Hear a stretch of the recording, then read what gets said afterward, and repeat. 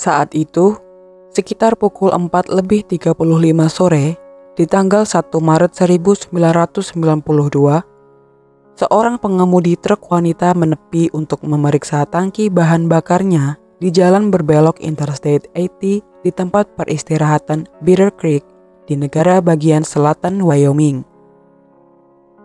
Sambil berdiri di dekat truk, dari kejauhan dia bisa melihat seperti ada tumpukan sampah di bagian bawah punggung bukit. Sopir truk memutuskan untuk menuruni tanggul dan melihat lebih dekat.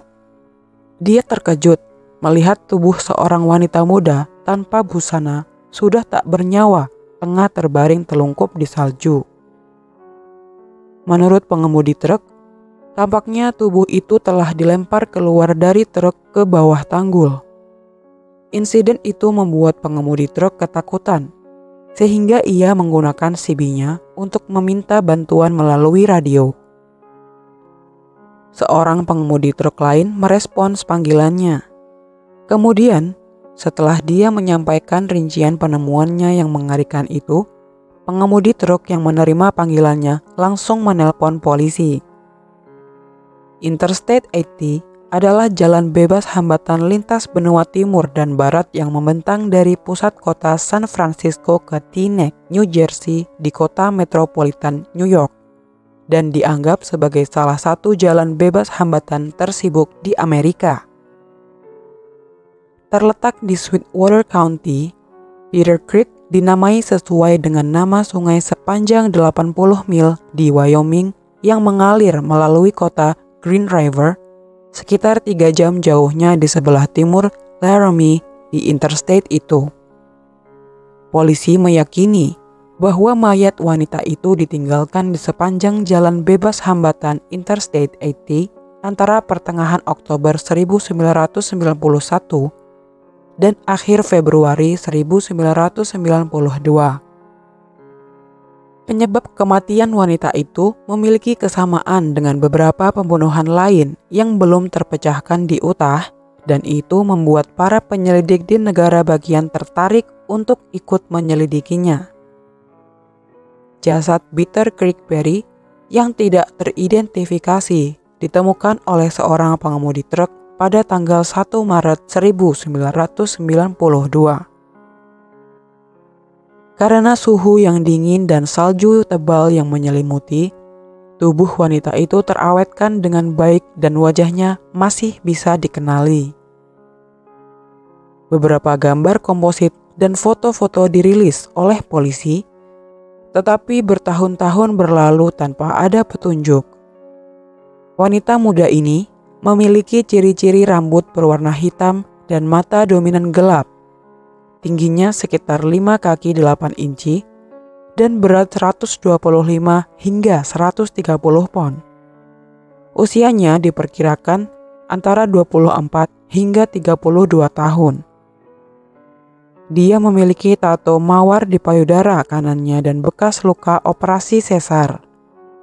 Dia juga mengenakan kalung dan cincin emas di jari manis tangan kirinya. Kematian mengerikan yang dialami wanita muda itu segera diinformasikan sebagai pembunuhan.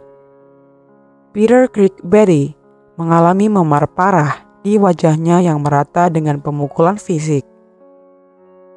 Dia telah diserang secara seksual dan dicekik. Tetapi yang menyebabkan kematiannya adalah sebuah alat pemecah es tajam yang telah ditikam padanya melalui lubang hidungnya dan masuk ke otaknya.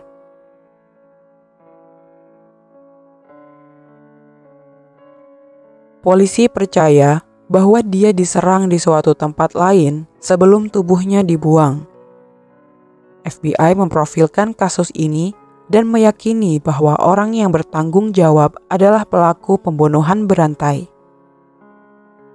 Meskipun pembunuhan itu dianggap pintar, setelah melukai dirinya sendiri, pelaku meninggalkan darah tipe O di tempat kejadian.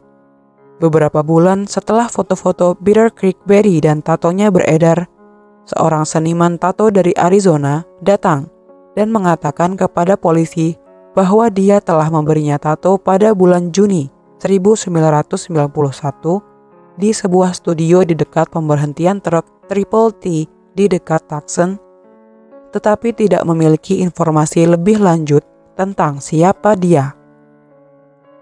Setelah dihipnosis, seniman tato itu mengatakan bahwa dia adalah seorang supir truk sementara dan seorang wanita muda yang sangat cerdas.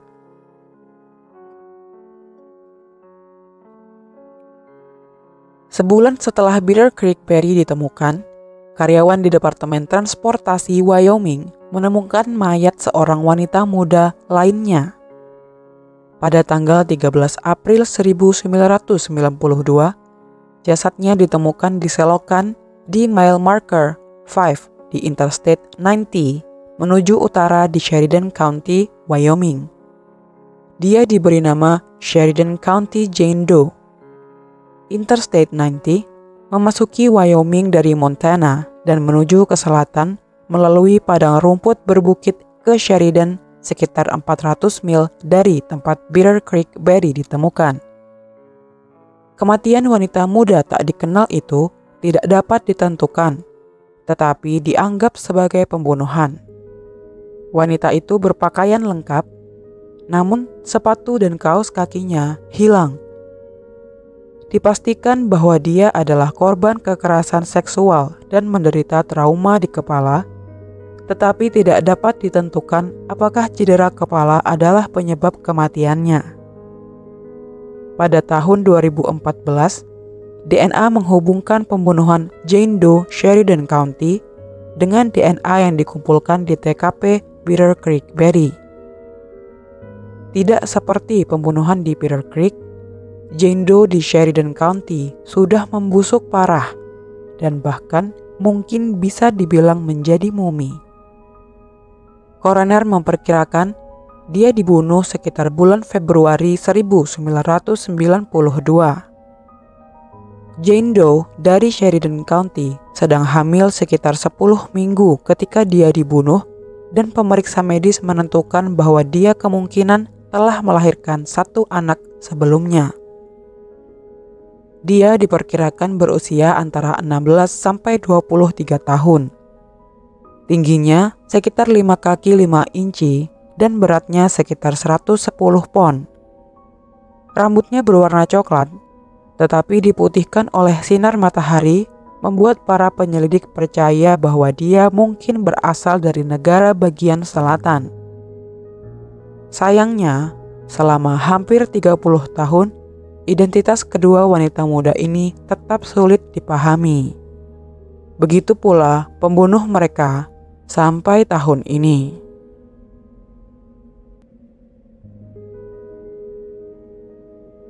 Pada tanggal 6 Mei tahun 2020, Divisi Investigasi Kriminal Wyoming, Biro Investigasi Federal, dan penyelidik dari Kantor Kejaksaan Distrik ke-22 di Tennessee menangkap seorang sopir truk jarak jauh Iowa bernama Clark Perry Baldwin, 59 tahun, atas pembunuhan Bitter Creek Berry dan Sheridan County Jane Doe.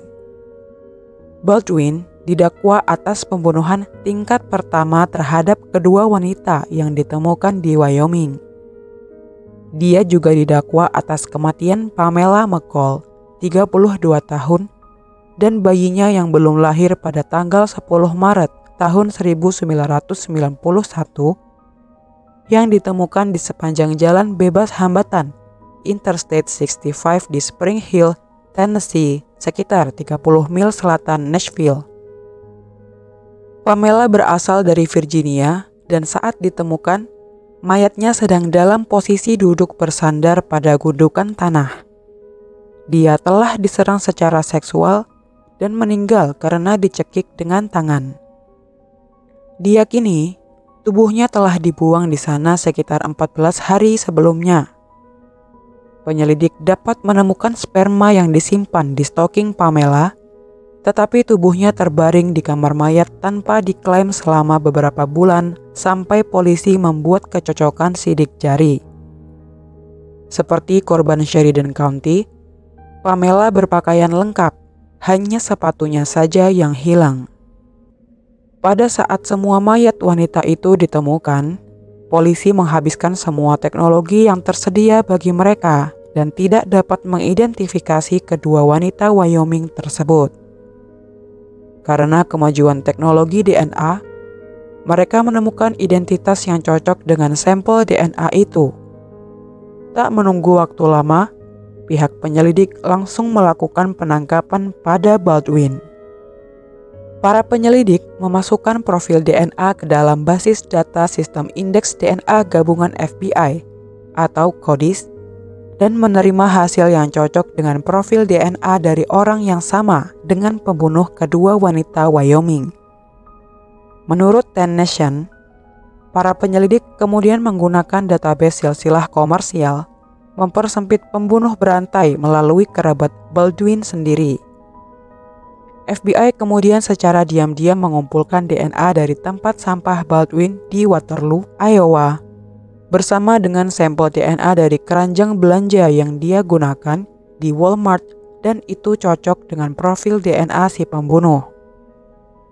Baldwin ditangkap di apartemennya di Hotel Russell Lamson yang bersejarah, sebuah hotel berkamar 250 yang dibangun pada tahun 1914 yang sekarang dikenal sebagai gedung apartemen 90 unit di Waterloo, Iowa.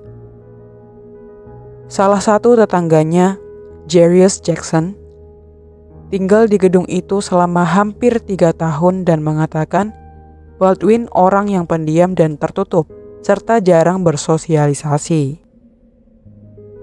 Dia tidak menyapa jika kami berpapasan, kata Jackson kepada Ten Nation. Saya belum pernah melihatnya berbicara sama sekali. Itulah hal yang paling aneh tentangnya.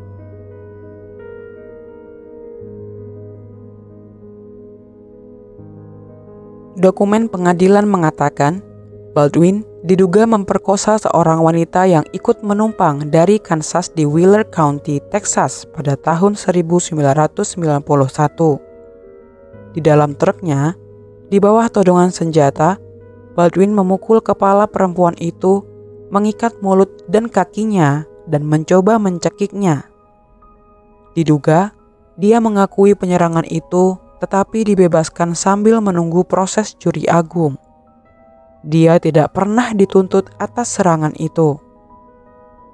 Menurut Patch, mantan istri Baldwin, ia mengatakan kepada polisi bahwa dia membual tentang membunuh seorang gadis di barat dengan mencekik dan melemparkannya keluar dari truknya. Baldwin pertama kali ditahan di penjara Black Hawk County, di mana ia didakwa atas 4 tuduhan pembunuhan. Baldwin melepaskan proses ekstradisi dalam tuduhan terbaru dan ia diekstradisi ke penjara Maury County di Tennessee pada 15 Mei 2020. Dia tetap berada di penjara Maury County dengan jaminan $1 juta.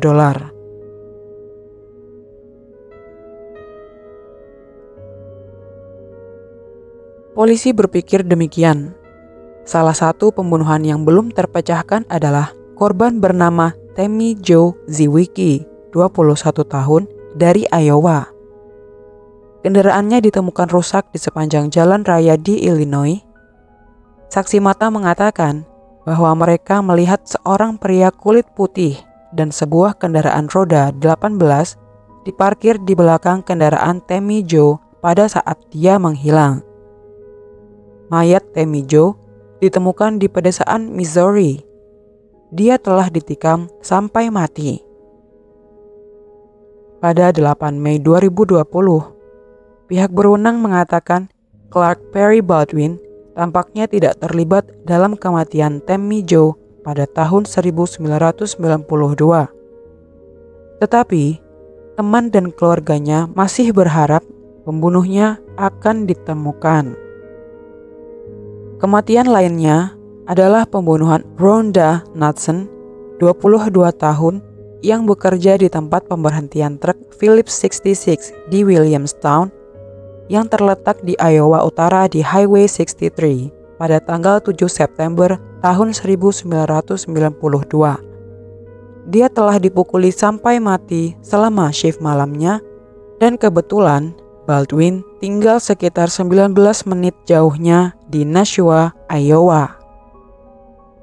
Menurut kantor Sheriff Chickasaw County, Rhonda menderita luka traumatis parah di kepalanya diakibatkan benda tumpul. Tidak ada tanda-tanda kekerasan seksual, tetapi perampokan dikesampingkan dalam pembunuhannya. Salah satu rekan kerjanya menemukan tubuhnya di ruang belakang toko. 2 hari setelah pembunuhan Rhonda, Gazette menerbitkan sketsa komposit dari 2 calon tersangka. Keduanya diyakini sebagai sopir truk yang terlihat di toko serba ada pada pagi hari Rhonda dibunuh secara brutal. Komposit tersebut memiliki kemiripan yang cocok dengan Baldwin, dan 32 tahun kemudian, informasi Rhonda masih diposting di situs web kantor Sheriff Chickasaw County.